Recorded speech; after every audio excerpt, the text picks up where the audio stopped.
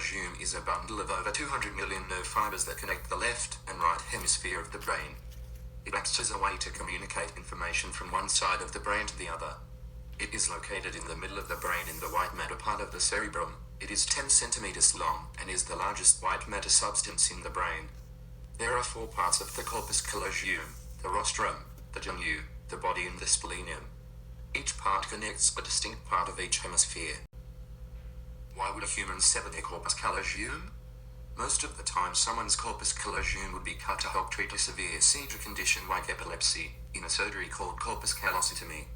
The first corpus callosotomy was performed by Dr. William P. Van Wagenen in the 1940s. A patient with severe seizures that couldn't be treated with normal medication decided to do a last-ditch effort and received the first corpus callosotomy. These experiments later inspired Roger Sperry to perform his famous split brain experiments a few decades later. The leading researcher in split brain experiments was Roger Sperry, an American neuropsychologist. He worked on these experiments from 1959 to 1968.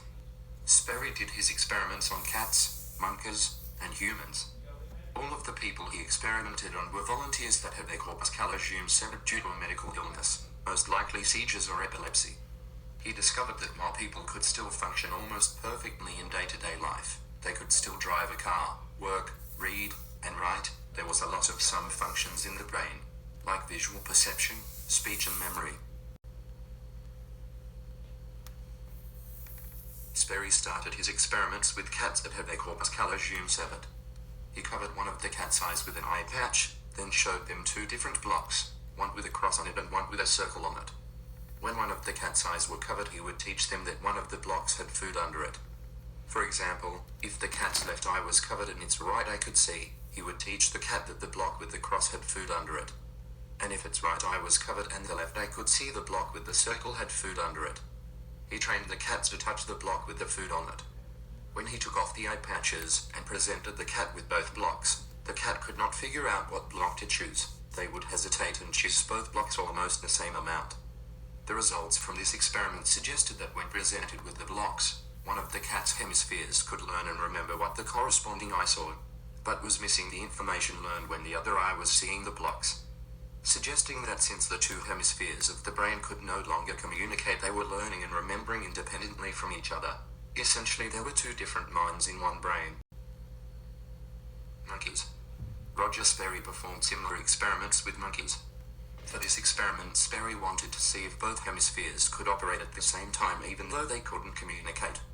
Sperry used light projectors and special glasses. The glasses would show one eye an image on the projector but not the other eye. The other eye would see a different image. Sperry put the glasses on the monkeys. One of the monkeys' eyes would see a cross on the left and a circle on the right, while the other eye saw a circle on the left and a cross on the right. The monkey's left eye would see food being dispensed from a button with a cross on it, and the right eye would see food being dispensed from a button with a circle on it at the same time. Sperry concluded from this experiment that the monkeys could learn 2 problems at the same time, and could learn 2 problems in the time it would take a normal monkey to solve one. Humans. Sperry's next test subjects were humans.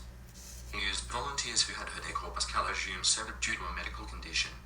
He would ask the people to look at a screen with a dot in the middle. He asked them to focus on the dot, and the screen would flash pictures or words on the left or right side of the screen. When a word or picture was flashed on the right side of the screen, it would be interpreted by their left hemisphere, and when flashed on the left side of the screen, it would be interpreted by their right hemisphere. A series of words and pictures would be flashed on screen for less than a second. Sperry instructed the participants to say what the image or word was when they saw it.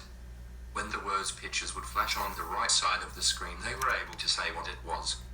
When it was flashed on the left side of the screen, they were unable to say what it was, but when given a pen and paper they could draw what the word image was, proving that the left hemisphere of the brain can recognize and articulate words, while the right hemisphere could not. This is because the left hemisphere has the Wernicke's area in it, a part of the brain that comprehends speech and language. When the word was flashed on the left side of the screen, the participants couldn't name what it was but were able to draw the picture with their left hand. Another experiment Roger Sperry performed on his human subjects was placing 2 different items in a box so they could feel it but not see it. When the right hand would feel an object, the person could say what it was and describe it in great detail. When the left hand felt it, the person couldn't say what the object was, but could act out what the object was used for. For example, if a pair of scissors was in the left box, the person could make the scissor motion with their hands. But they could not do that with their right hand. Sperry concluded that people who had a corpus callosum could still function in their day-to-day activities. Their overall cognitive brain function was compromised and the two hemispheres acted independently of each other without acknowledging the other half's existence.